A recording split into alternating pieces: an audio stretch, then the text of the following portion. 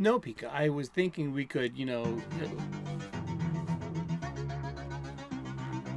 my friends. I want to thank you all for subscribing. I want to thank all of my channel members for supporting me in this endeavor to save pop culture. And if you are not subscribed, please consider supporting this channel. We need you. Thank you. my liege. Pre-recorded live before a studio audience of stuffed animals from our Boston studios, not from the center of the world. That's where my liege, Lord Doomcock, dwells, watching the future ruler of all Earth. I am the anti-pope and guru of Xanadu. Yes, indeed, I am a card-carrying member of my liege's hordes and armies and minions, and he promises one day that I'll be able to, to polish the skulls of his vanquished foes on his shelves in his lair. And I'm looking forward to those days. Aren't you? Well, you're going to retire to Scotland, but you're with me, kid. Welcome back to the Comics Coffee Table. Yeah, I started off with a little bit of Doomcock. I love Doomcock. He's one of the reasons I make YouTube content. He was one of love it. Love his. He's really fun, and you should subscribe to Doomcock. You can just like Friday Night Frolics are just it's like an Irish bar online. It really is. He's old school. He's old school radio, old time radio, man. He's he's got a gift for this. It's really fun, and everything is to be taken with a grain of salt. That is, they're in the caveat. Thank you so very much for tuning in again. It's 3 p.m. U.S. Eastern. Daily, we talk about comic books for a couple of minutes a day. We leave the real world over there. We pull up a chair to our comics coffee table. We grab a cuppa, whatever it is, we're stuffing under our noses today.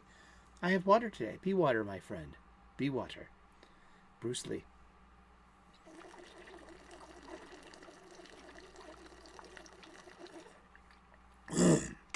Let me clear my throat. That's right. Ring that one up. Ding! Awesome. The coffee table is where me and my friends would all gather and shoot the breeze. There would always be a stack of movies, a stack of music, a stack of books, and a stack of comic books that we were always trying to get each other to read. It was a great time.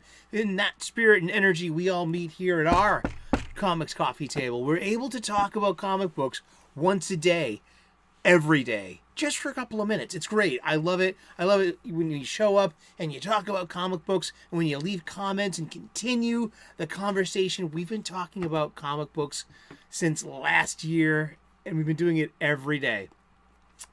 Let's keep it going. And so God bless you. Thank you for tuning in. You are the most important ingredient in the recipe of our show.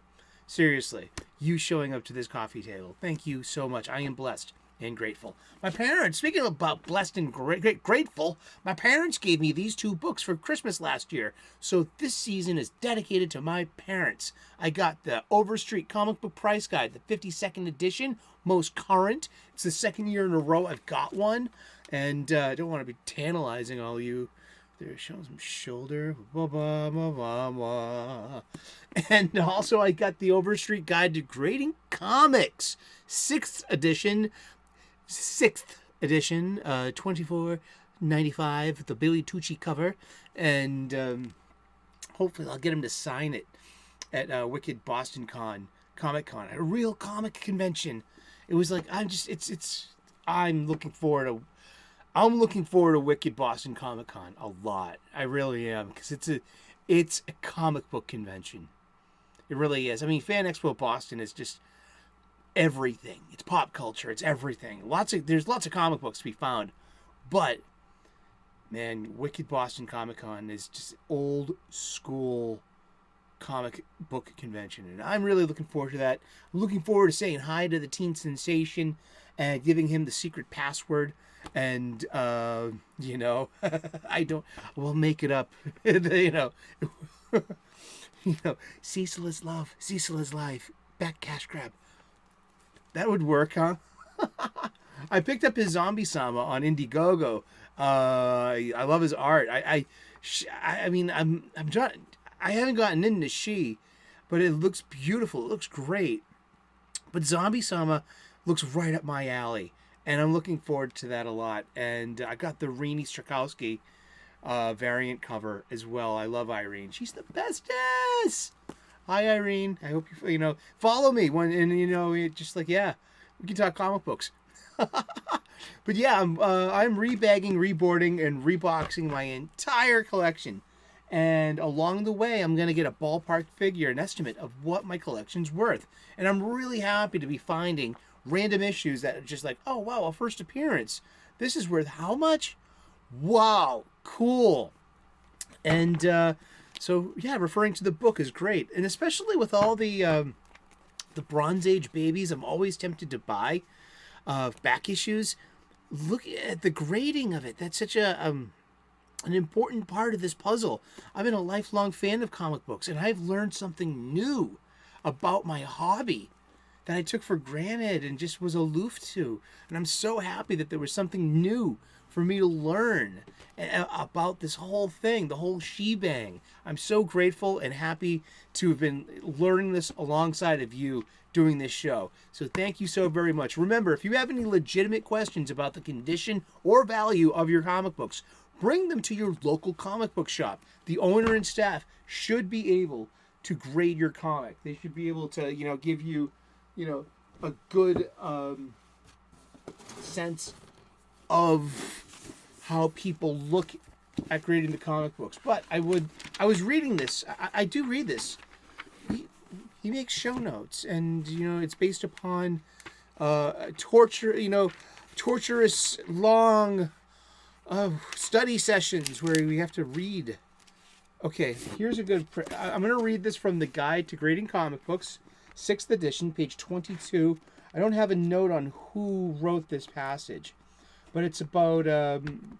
It wraps up the little section known as using the 10-point grading scale. So this is the last paragraph that ends the entire article. As you can see, while we have tried to quantify some aspects of comic book grading to aid understanding and provide a set of standards for all collectors to follow, for practical purposes, we have left many areas intentionally open to interpretations.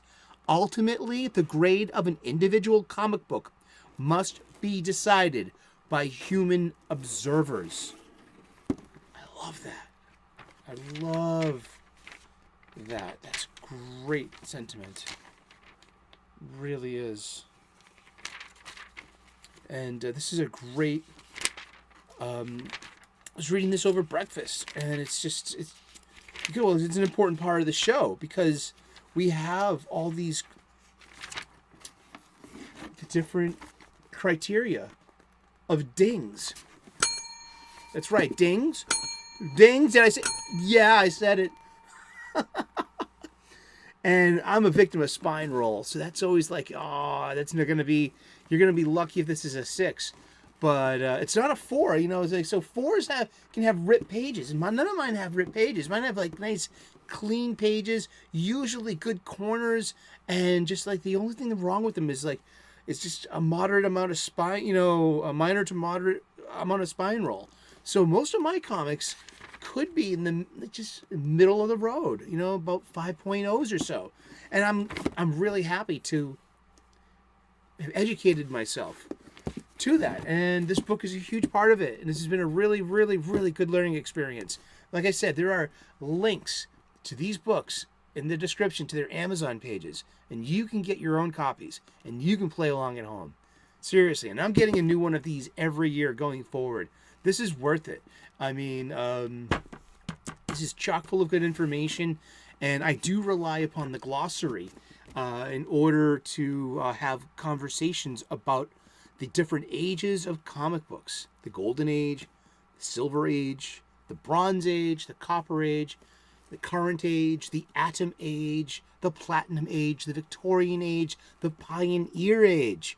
Have you heard of any of those last few? Well, they're in the glossary, and they succinctly They succinctly define a certain era in time in between years. And such as, let's look at the Victorian age real quick. The Pioneer Age. Comics published from the 1500s to 1828. The Victorian Age. Comics published between 1828 to 1883. And the Platinum Age. Comics published between 1883 to 1938. What happened in 1938? It was the release of Action Comics #1 and the premiere of Superman in the golden age of DC Comics. We covered that last year. That was a wonderful show. If you can, you should go back and look in the playlist and look at last year's episode from today. My intent was to make some evergreen content. This was a great thing for a show. You open up the book to today's date. You'll look at some comic book art. You read the blurb, and then we would just shoot the breeze about comic books. And it was a great way to prove we can actually show up and talk about comic books every day. And we can talk about anything we like about it. We can talk about the good stuff. We can talk about the bad stuff. But let's all around just talk about the floppies and the magazines and about how much they mean to us in these stories and their publication history and things like, the weight of the paper, the cards, the weight of the covers, the 10-point system and how to grade comic books better. I love that. And thank you so much for being along for this ride. Well, before we get into, I guess, today's thing, we got a supersized finale of, I heard that Green Lantern 25. Let's look for dings. This is a remarkably preserved artifact. No spine roll. It's a little bit of dimpling there, but no cracks. Pristine, free of dings. Oh no, we got a little bit of spine crack. This way we can see it better in this light. This was a $4.99 comic book. I thought this was the first appearance of the Black Lantern. It's great because it just this ending here just sets up the entire thing. You had Green Lantern Rebirth, you had the Sinestro Corps War, and then coming in 2029 comes the Blackest Night.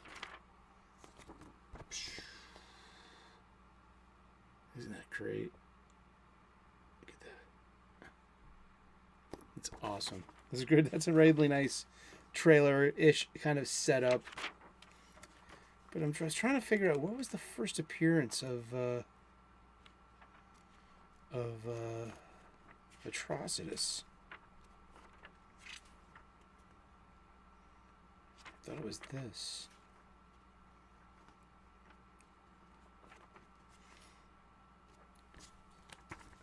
We got Power Girl and Superman fighting Superboy Prime. You know I love Superboy Prime, and this is Jeff Johns writing this.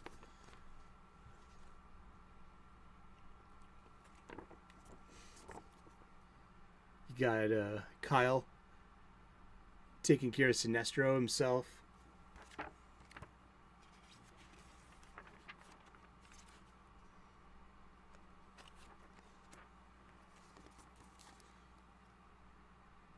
And this is where Superboy Prime gets taken out by the self-sacrifice of one of the Guardians.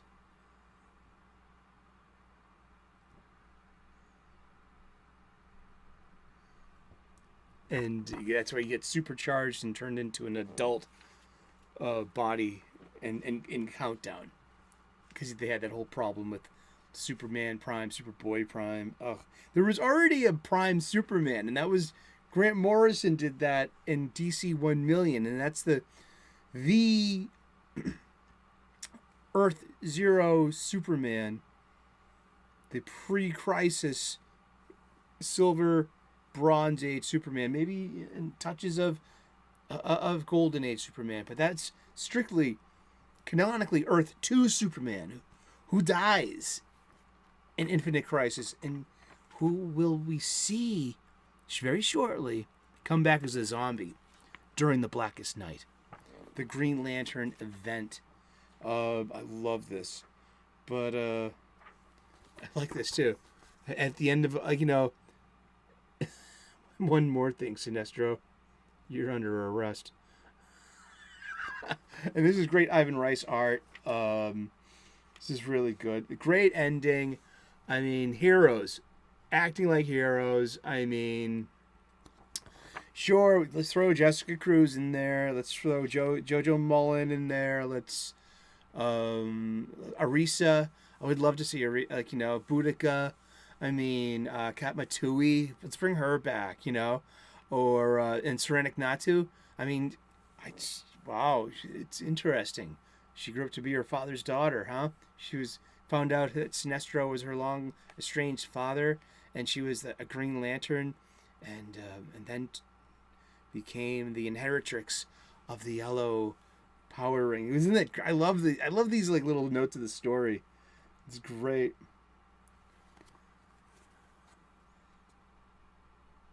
He was warped into the multiverse. Exactly. And this is the creation of the blue ring. Now, this issue, at $5.99 cover price, it's only worth $6 at a 9.2. And the book, I looked it up because I'm trying to find out where's the first appearance of Atrocitus. Because first appearances are usually where you get the most bang for your buck. And this is also the first appearance of the Black Lantern battery as well. I mean, but I guess it's not that's one thing. So that comes from the Sinestro Corps War. We already covered that a bit, but I just wanted to go back and just take a peek at that one because this is the only issue, and this much ballyhooed Johns, Ethan Van Sciver, Ivan Rice, awesomeness of pre-52 Green Lantern that gave us the Sinestro Corps War, the War of Light, and the Blackest Night. None of these comics, except for there's like a variant cover of issue 39, which is, I believe, Larfleeze, the Orange Lantern's first appearance. There's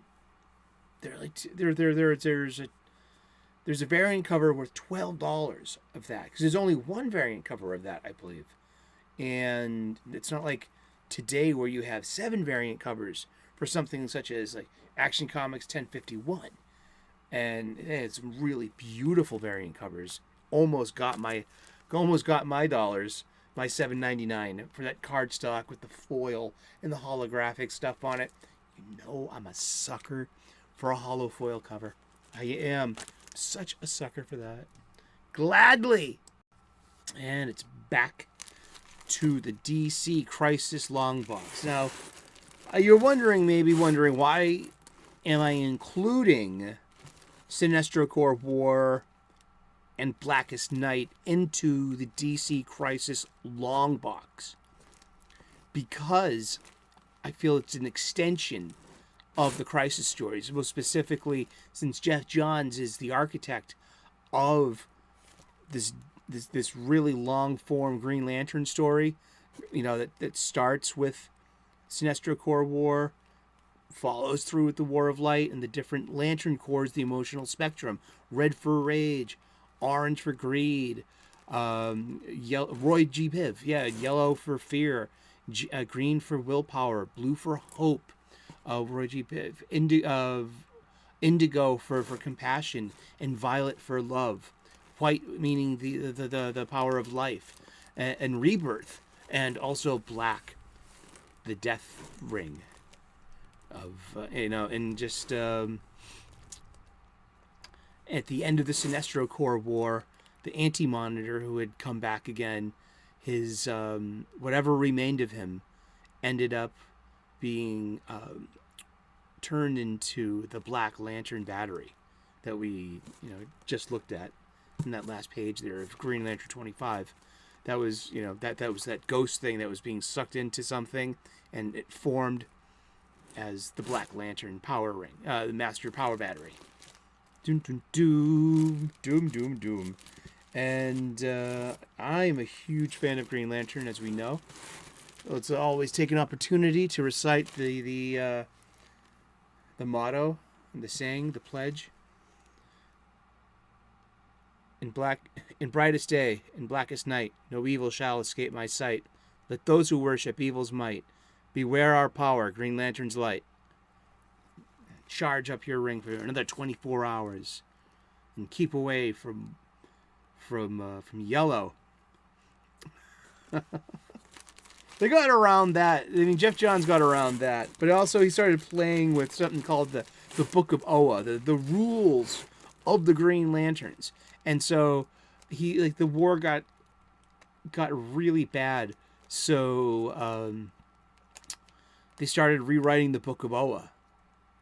And that was like a really interesting kind of thing to do, because Hal Jordan really, he was like pushing back against it. He was like, is this really necessary? And so before we get into the Blackest Night, we had 3 issues called Rage of the Red Lanterns.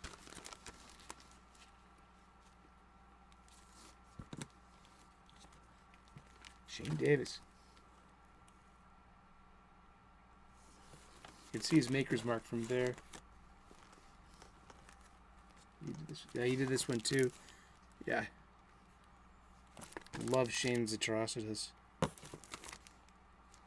Shane did this cover too.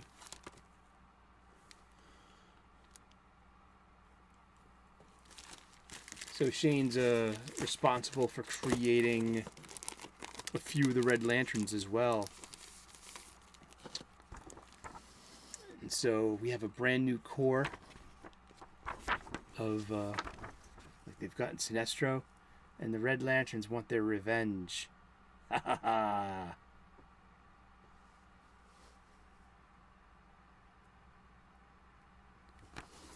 Indeed. The Red Lanterns are full of rage. So that's the red power battery. And if you are full of rage and you want vengeance so badly, a red power ring will fly to you and say, I sense that you are full of rage. Would you like to be part of the Red Lantern Corps? And if you say yes, the Red Lantern ring will attach itself to you, and it will replace your blood with liquid plasma fire. And it will help you seek the vengeance that you want. It'll help you find the vengeance that you seek. I used to have the t-shirt for this too. I had the t-shirts for every one of the Lantern Corps. It was really a good time to be a geek. I called it everyday cosplay. And it's something I did, like I would wear underneath my chef coat. I wear an ascot. I wear a bandana around my neck. It's very practical. It looks great because it looks the part. If you've ever seen any of my pictures of me at work on Twitter, I wear a nice big floppy hat, and because the negative space just like makes your head cooler. I take my hat off. People are like, "You're bald? I expected you to have hair underneath that floppy hat." And I'm like, "I know." I said, I use it to catch my ideas. I have so many good ideas. I need to keep them. And that always gets a chuckle. But I used to, wear my my Lantern Corps shirt underneath my chef coat. And I would have a matching bandana. And, so I had all of them. The orange. And I like the orange lantern. Not just because orange was my favorite color growing up. But in fact, there could only be one orange lantern. And it was Larfleeze. And anyone that the orange lantern killed would end up as a construct. Their soul would be trapped in the orange lantern battery. If memory suits me correct here. If I'm wrong, let me know. Hey, F's in the chat if I'm wrong. I mean, that's not how F's in the chat work, dummy. Hey, dude, I'm just a boomer, man. I'm just messing around. But, But this brings up the blue lanterns. And then the blue lanterns show up. And what happens with the blue lanterns are hope. Isn't that nice? So they're very peaceful, and they're very they're like the Zen monks of the quadrants. Ganthet, the Owen guardian, and another guardian, a female identifying guardian, took off and took away from the rest of Oa and the Green Lantern Corps and made the blue lantern power battery and made these blue lantern rings. I sense in you have great hope, and you instill hope in others. And so if a blue lantern is next to a green lantern while the green lantern is fighting, the blue lantern can boost the green lantern's ring up to about 300% power levels, giving it an overcharge where he's indomitable. You know, really cool. I mean, and so now we've got red lanterns. Now we got blue lanterns. If you're familiar with Young Justice or Green Lantern, the animated series, you've heard of Razor. And Razor, by the time we get to him in Young Justice, wields a red and a blue ring. And he's got this kind of like 3D glasses kind of look to him. He's really cool. I really, you know, I didn't see the show, but I do have HBO Max, and I could catch up any time I want. Of that I heard. But yeah, so that's Rage of the Red Lanterns. And here we have the Guardian who got scarred by in the Superboy Prime fight. She is being summoned by the Black Lantern, and will be the guardian of the Black Lantern ring. And the heel turn as well. She'll become part of the big bad. But up top we see Rage, the Red Lantern, Fear, the Yellow Lantern, Avarice, the Orange Lantern, Hope, the Blue Lantern, Compassion of the Indigo Tribe, and Love, the Star Sapphire. Carol Ferris has been the Star Sapphire, but now they've developed and fleshed out the Star Sapphire as being the purple aspect of this emotional spectrum. Roy G. Biv, ROYGBIV. That's the rainbow. The spectrum in order of the colors, how they go: red, orange, yellow, green, blue, indigo, violet. Yeah, and dude, yeah, there's Larfleeze. He's actually a really fun character. There's a Star Sapphire. That's actually Fatality, who lost both of her arms, and she's like the sole survivor of Zanshi, and she personally blames Jon Stewart, and rightfully so, for the death of her planet and people. And that happened back in Mike Mignola and Jim Starlin's Cosmic Odyssey. You remember that story? I'll never forget that one. And now they have rings, and now that they have a motto, and Carol's been called back into service for the